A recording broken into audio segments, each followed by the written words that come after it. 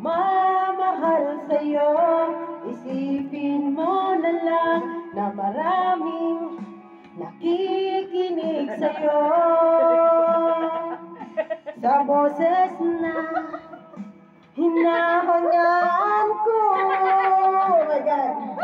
Ikaw talaga ang idol ko.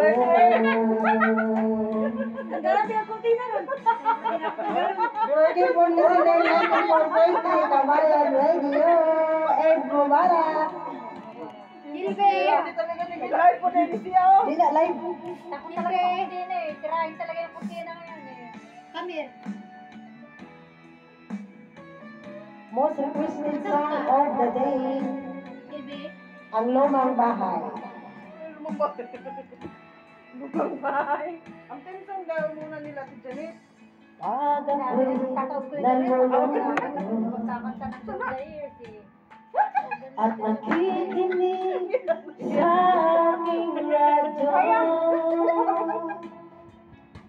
Salamat at ikaw ang napakinggan ko.